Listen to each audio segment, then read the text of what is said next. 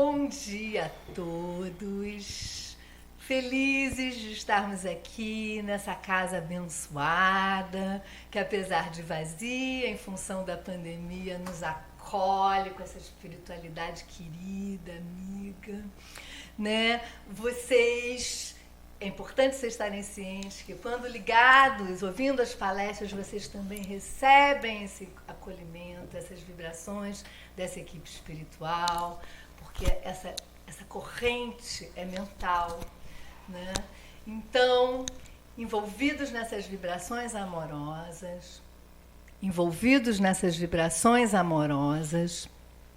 nós vamos iniciar a nossa reunião dessa manhã, pedindo a Deus, a Jesus, a Maria, essa espiritualidade amiga, querida, que nos acolhe, que nos envolva a todos, cada um nas suas casas, nessa casa que envolva a Rose, querida, que vai fazer a palestra dessa manhã, sustentando para que ela possa colocar os frutos dos seus estudos de forma que nos clareie, né? Nos ilumine, nos ajude a prosseguir em paz. Graças a Deus. Graças a Deus. Vou só afastar a cadeirinha também. Bom dia a todos. Hoje nós vamos falar sobre esse livro aqui, de Joana de Ângelo, Divaldo, Luz nas Trevas, e no capítulo que se intitula Reencontro. Então, Joana vem falando, primeiramente, da reencarnação, que conforme esse processo de reencarnação, esse ir e vir nosso, nós vamos construindo vínculos de afinidades, porque vamos fazendo amigos, inimigos, afetos e desafetos. Isso por quê? Vamos voltar um pouco no tempo. Nós somos criados simples e ignorantes. Vamos fazer uma analogia, quando o nosso espírito é criado, ao bebezinho. Nós só temos instintos, assim como o bebezinho. O primeiro instinto dele, para sobreviver, é o quê? Ir ao peito da mãe mamar. E isso é a mesma coisa, ele passa bastante tempo focado o quê? Na necessidade de desenvolver suas atividades corporais, coordenação motora. Nós, quando vemos um bebezinho, a gente sabe que ali estão as sementes de um futuro homem, de uma futura mulher. Sua inteligência, sua moralidade, seu caráter. Mas a gente sabe que aquele bebezinho precisa de um longo tempo. A mesma coisa somos nós. Quando criados, simples e ignorantes, precisamos encarnar diversas vezes, sempre com a necessidade de cuidar do corpo, através dos instintos que Deus nos dá, para a nossa sobrevivência.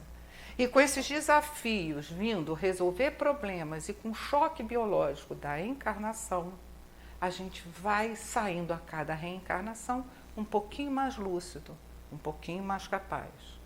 Só que a gente também desenvolve, devido à nossa imperfeição, a nossa idade espiritual, a gente desenvolve o quê? Paixões. E cada um tem as suas paixões, as suas características e as suas intensidades. As minhas são diferentes da dela. Então, o que acontece?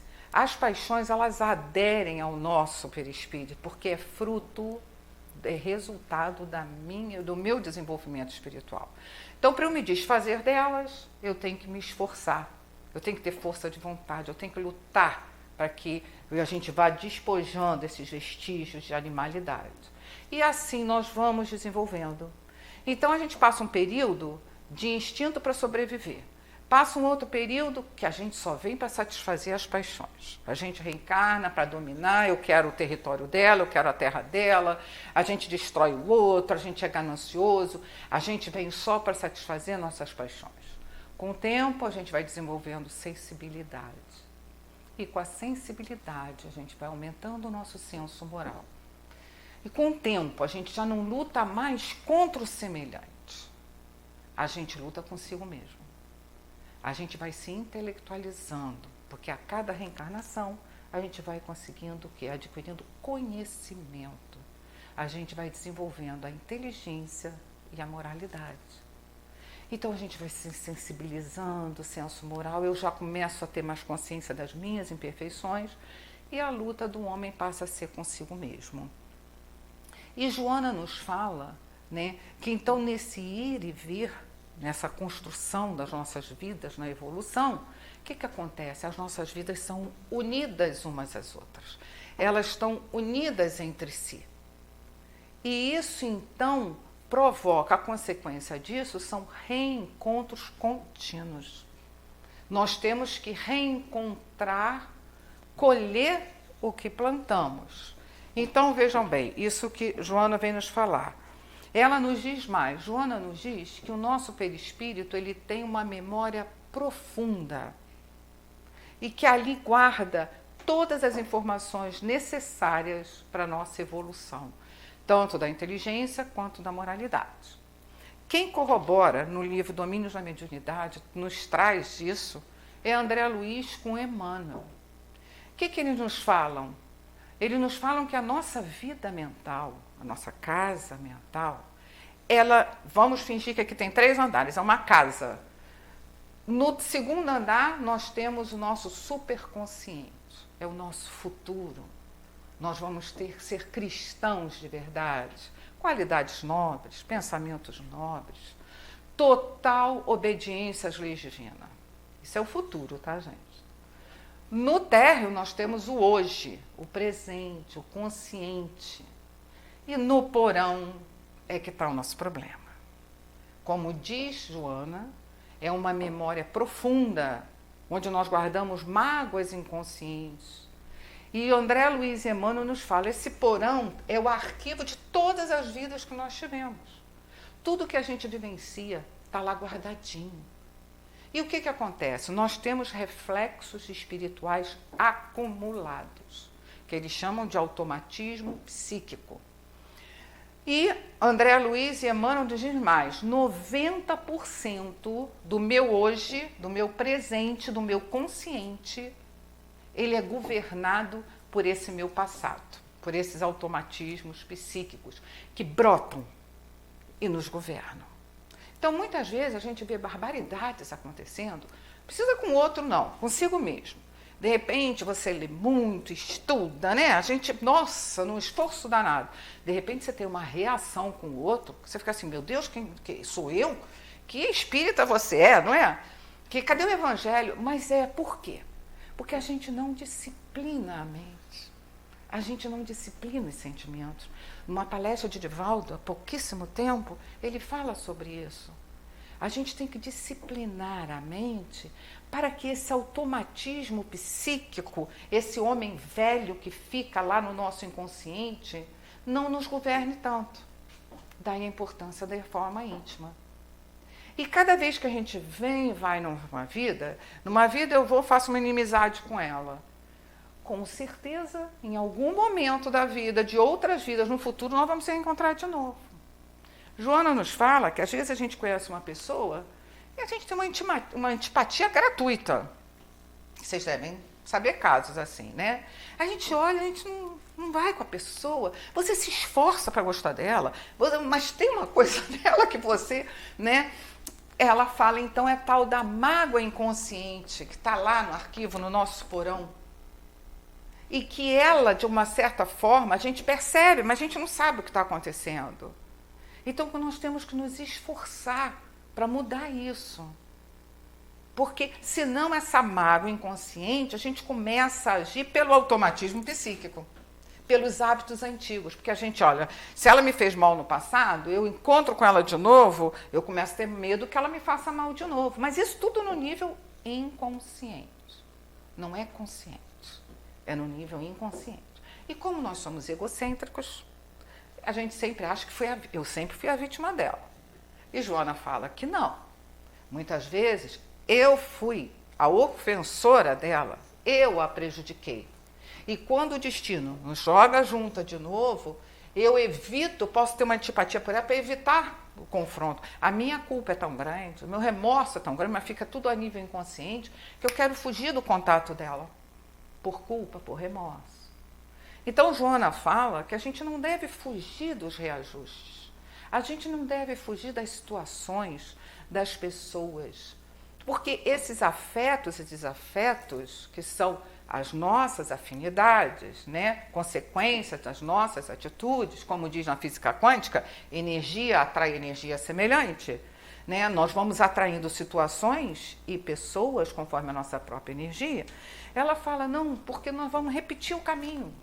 Se eu fugir dela hoje, se nós duas não acertarmos os nossos pontos, viremos em um outro momento.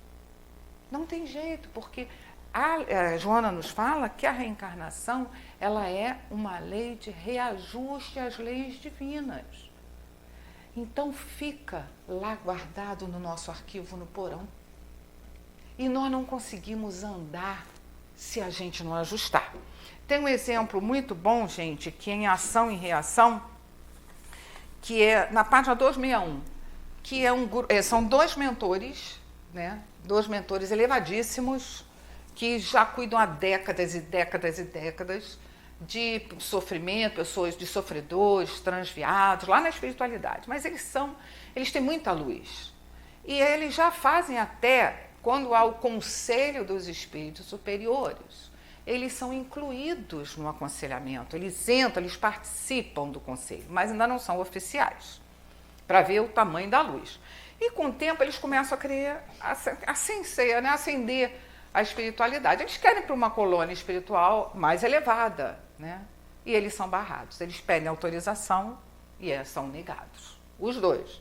São negados e eles, poxa, mas como é que pode, né? E eles vão buscar o motivo, né? Porque são totalmente iluminados, né?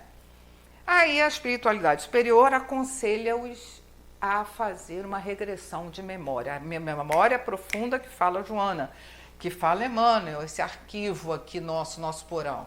E assim eles se sujeitam. Os dois juntos, sempre os dois. Engraçado, né? Os dois. E eles fazem essa regressão. Gente, vai regredindo. 1900, 1800, 1700. Olha, só créditos. Só méritos. Tanto na erraticidade quanto na reencarnação. Só fazendo coisa boa, maravilhosa. E eles vão voltando na memória. Até que chega próximo a 1429. Ambos começam a sentir aquela angústia, começam a ficar incomodados e brota a memória. E quando a memória brota, o que mostra? Mostra 1429. Eles eram subcomandantes de uma tropa de Joana d'Arc. E eles estavam comemorando a libertação de Orleans. Eles eram subcomandantes, eles tinham dois comandantes acima deles, e estava aquela festa numa fortaleza que tinha uma colina e a fortaleza construída em cima. Então, a altura imensa, né? E aquela festa, os comandantes daquela honraria, recebendo todos os louvores daquela vitória. Eles, por inveja, por ganância, querendo ter a influência no grupo que aqueles comandantes estavam tendo, os dois combinam o assassinato dos dois comandantes. E assim o fazem. Jogam os dois comandantes lá de cima, da fortaleza, mais a altura da colina. E vão usufruir das honrarias. E assim passa o tempo.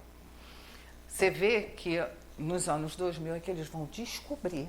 Quando chega nesse débito, que eles tomam consciência, eles mandam parar. Eles pedem para parar essa regressão. Porque eles não suportavam se ver. Aí antes que eles suplicavam para ir para uma colônia espiritual mais elevada, continuar a elevação espiritual deles, eles passaram a suplicar a reencarnação. Eles começaram a suplicar aos espíritos superiores para eles reencarnarem, porque eles queriam limpar aquele débito deles, ficar de acordo com a lei divina. E assim foi feito. Como eles tinham muita luz, eles tinham muito méritos, eles podiam escolher a prova. E eles escolheram vir pela aeronáutica. Os dois juntos. E escolheram vir pela aeronáutica e viraram pilotos. Um belo dia, como a espiritualidade é econômica, né? Ela é econômica. O que os espíritos superiores fizeram? Organizaram, junto com o pagamento do resgate deles, outros espíritos que também teriam que ter aquele mesmo tipo de resgate. E formaram um grupo. morte, reencarna todo mundo, eles se tornam pilotos, etc. Um belo dia, o aeroporto, 2 pilotos estão lá no avião, um determinado voo, e os passageiros estão entrando, grupo certo de passageiros, e caminham, e o avião então decola rumo ao resgate. O avião cai. Era um resgate coletivo de todos, porque todos tinham no seu arquivo inconsciente, na sua memória profunda do perispírito, essa necessidade de quitar esse débito. Eles já tinham voltado para a espiritualidade, quando André Luiz encontra com eles, há 2 meses. Iam seguir a sua evolução. Então, vejam bem, esses encontros contínuos que Joana nos faz, consequência das nossas atitudes de uma vida a outra. Porque tanto a vida da erreticidade também está interligada. A gente não tem a memória agora, mas está tudo gravadinho lá. E a gente tem que quitar a lei. Não tem jeito, ninguém consegue fugir, né? Tem um livro muito bom que vem justamente elucidar, ilustrar isso que Joana nos diz, que é Eustáquio, 15 séculos de uma trajetória. É um livro excelente, porque mostra 15 séculos da vida dele, né? Ele teve a permissão de nos trazer, o espírito é Caibar Schutzel. Ele mostra a vida dele desde 445 até o final da Segunda Grande Guerra. Ele teve N vidas, e ele conta tanto a encarnação, quanto quando ele está na erraticidade, ou seja, na espiritualidade.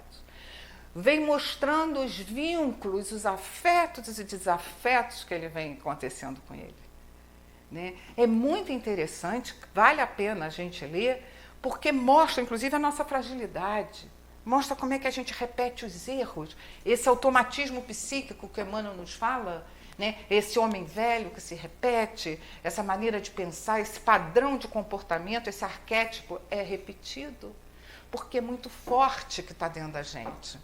E Eustáquio mostra isso. Eu só vou falar do iniciozinho, só para dar um apelitivozinho. Eustáquio é um comandante na espiritualidade de uma cidade na zona inferior, espiritual inferior.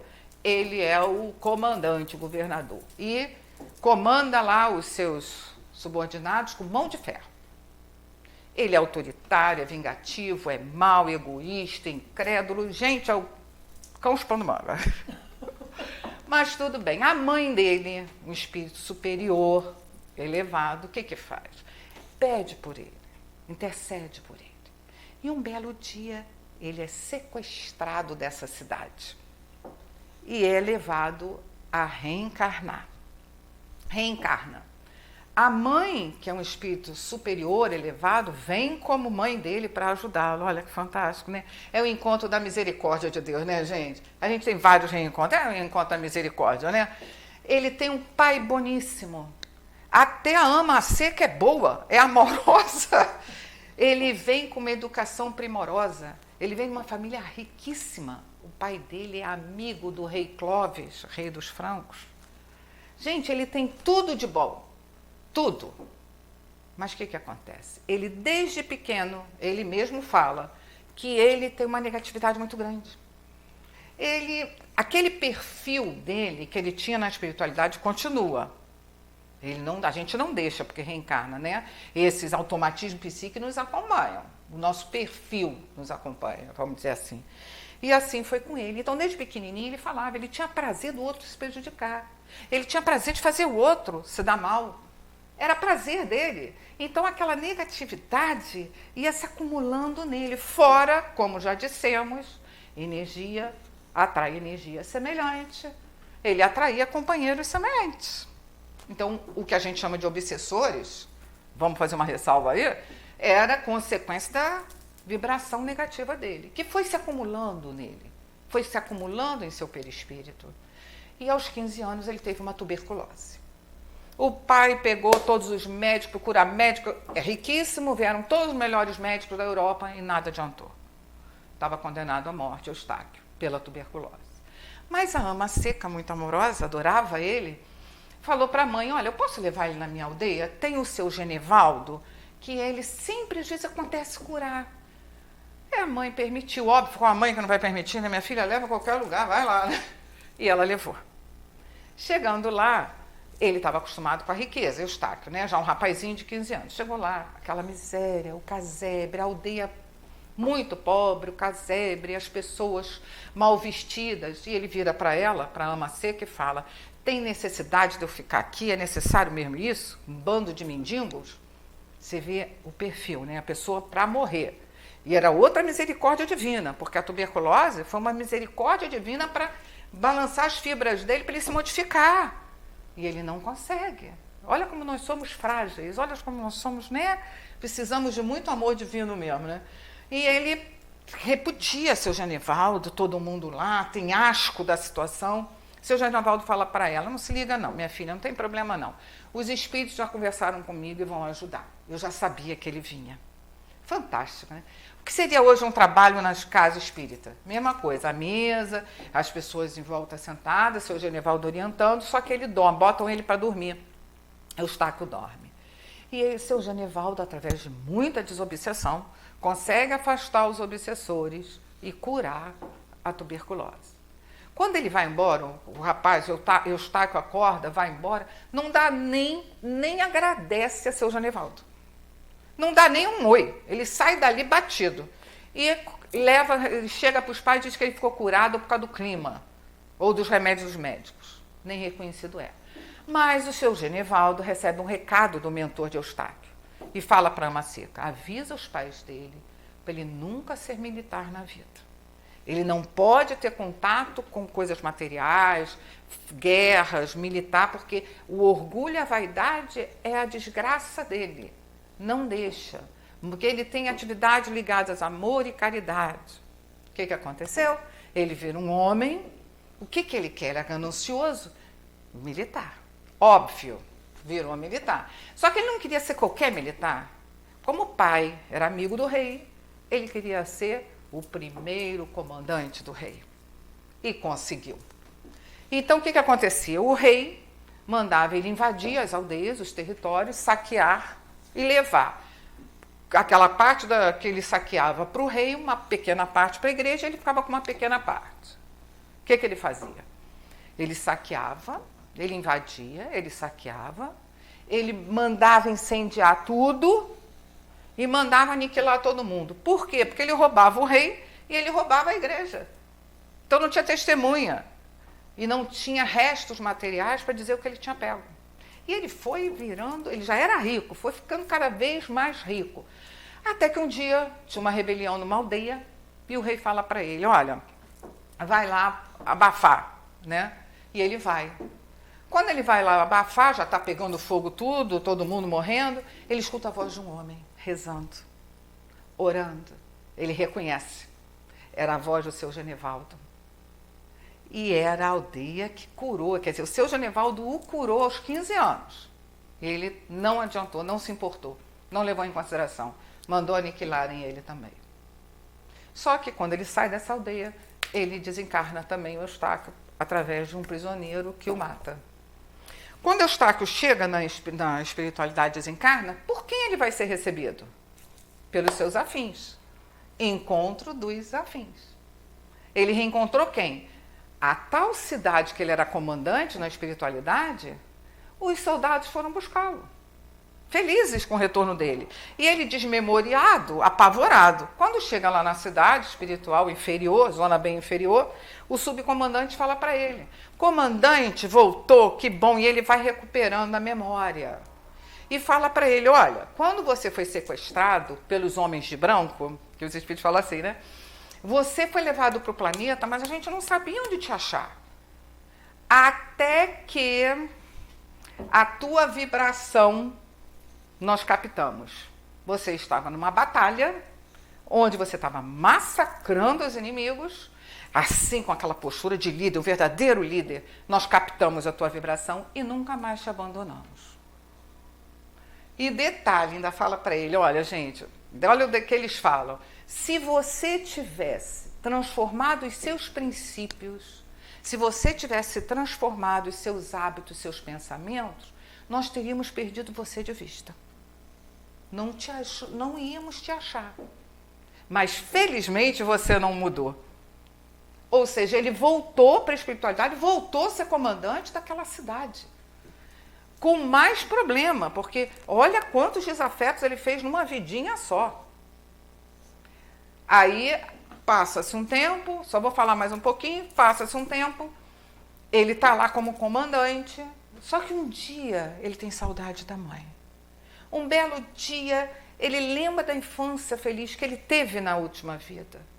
E ele abre a brecha para a ajuda da mãe. Olha que mãe amorosa, meu Deus do céu, que reencontro de novo.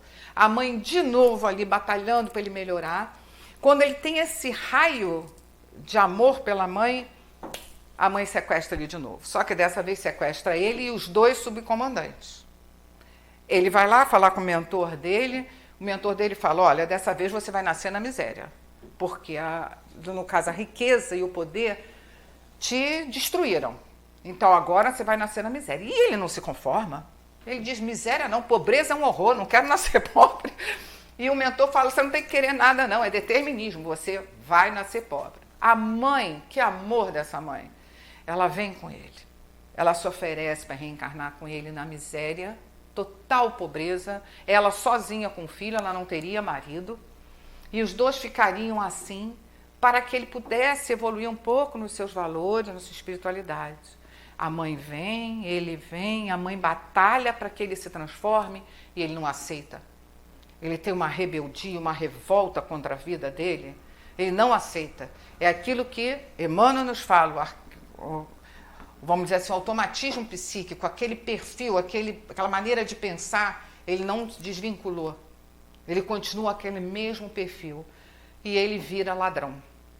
Abandona a mãe morre velhinha, doente, só, total debilitada. Ele vai para a vida como ladrão, começa a fazer roubos. Só, gente, que semelhantes se atraem. Lembra que os dois subcomandantes também reencarnaram com ele? O que aconteceu? Ele reencontra os dois também fazendo furto e roubo. E os três se unem, planejando lá um furto em uma determinada cidade. A história continua, mas eu vou parar por aqui. Quer dizer, eles tiveram um reencontro que eles podiam ter se modificado. Ele, como comandante, podia ter tido atitudes diferentes e orientar os dois que surgiram, mas não. Eles vieram repetindo o mesmo padrão. Ele fica assim, gente, por 600 anos nesse padrão. 600 anos. Leiam, vocês vão ver. E traz justamente isso que o Joana nos traz.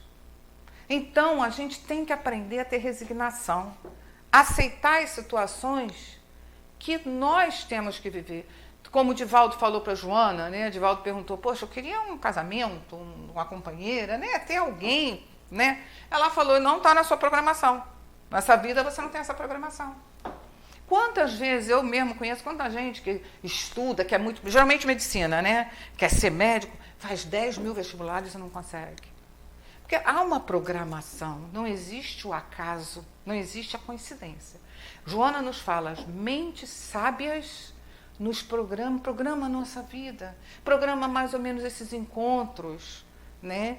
Quando acha que a gente já está preparado para aquele teste, né? Que Jesus, quando Jesus falou com Pedro, quando Pedro falou, Jesus, né, apóstolo Pedro falou para Jesus, olha, eu vou seguir o Senhor, eu dou minha vida para o Senhor, mestre.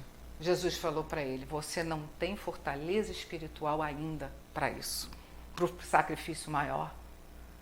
Jesus falou para os discípulos, vocês vão todos, na hora que eu estiver na extrema hora, no extremo sacrifício, vocês vão fugir todos. Mas ele não falou julgando, não, gente. Jesus falou porque falou, é natural que vocês assim ajam. Porque vocês estão no momento de aprender. Olha que fantástico. E todos eles depois fugiram mesmo. E fugiram, e depois as situações foram sendo colocadas, porque todos eles morreram de remorsos. Né? Pedro, vamos lá, tem situações que se colocam. Às vezes são pessoas que cruzam o nosso caminho, às vezes são situações. Como, por exemplo, Pedro era muito rigoroso, era muito rígido. Ele não aceitava as mulheres infelizes. Ele não aceitava quem desviasse da verdade, quem desviasse do bem. Ele julgava, ele E Jesus vira para ele e fala: Pedro, as tuas inquietações, em outras palavras, maneira de ser, exige experiências para te trazerem maiores esclarecimentos. Ou seja, ele ia viver situações, consequências do que ele precisava aprender. Ele tinha que quebrar aquela rigidez dele, aquele julgamento dele, aquela maneira de ser.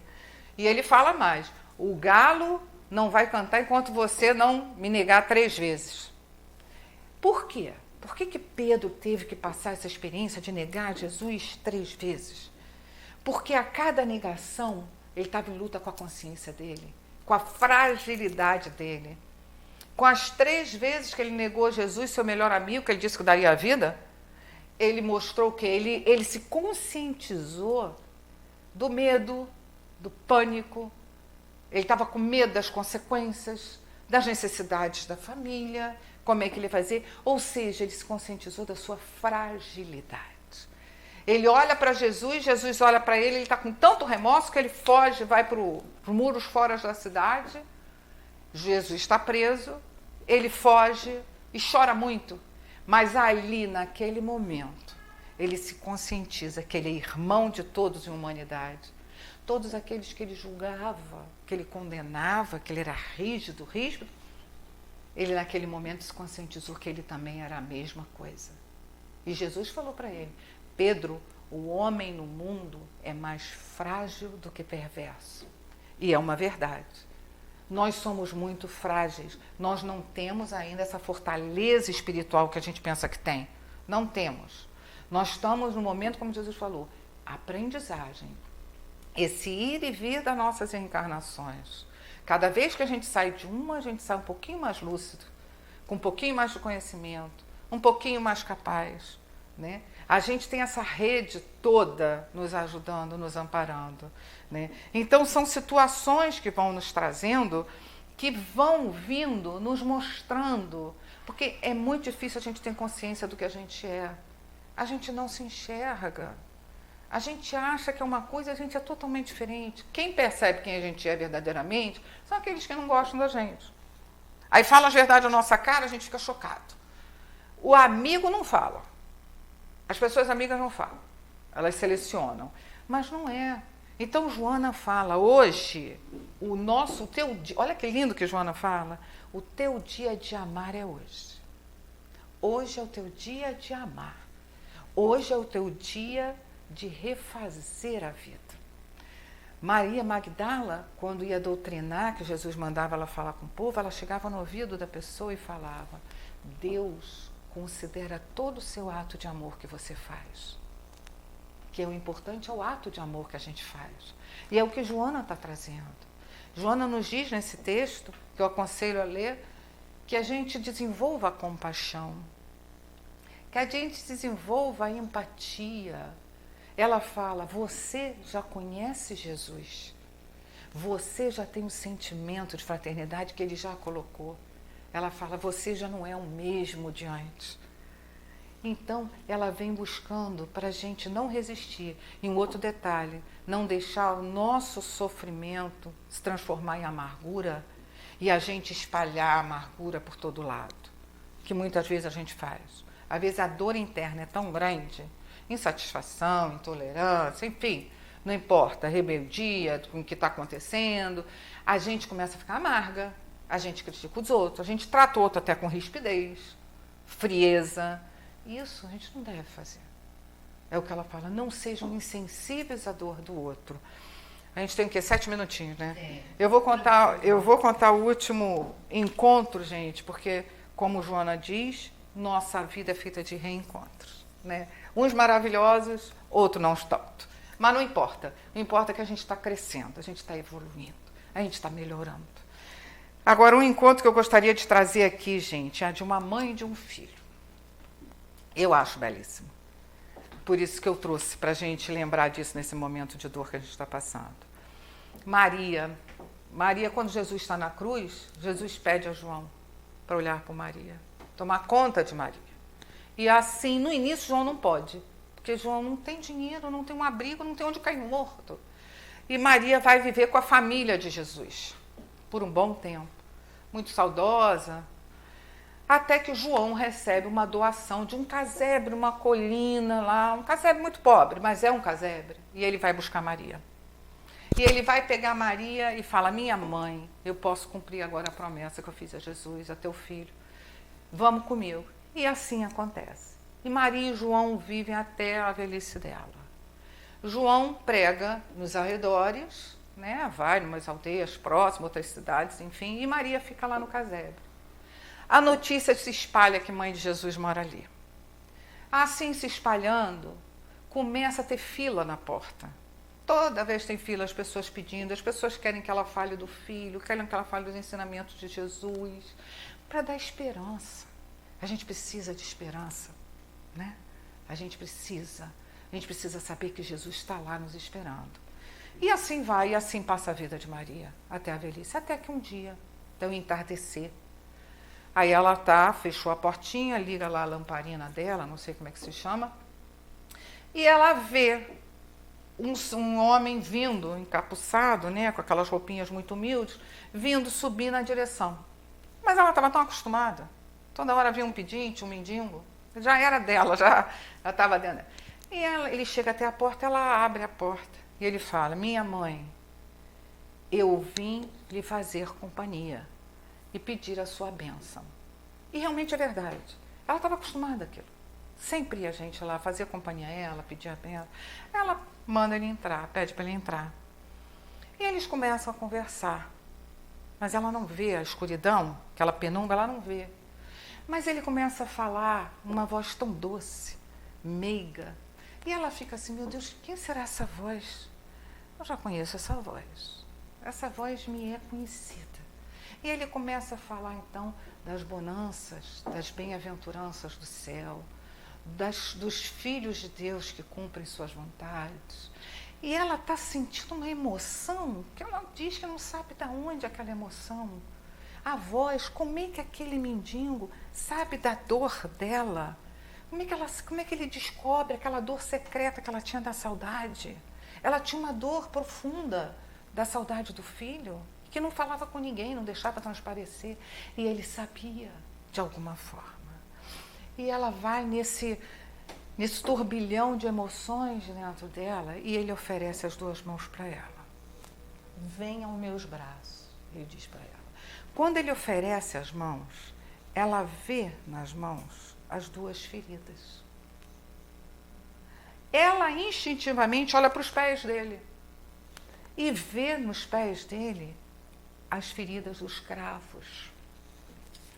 Deixa eu localizar aqui, que aí vai vir a parte mais... E vê a ferida dos cravos e ela cai em si.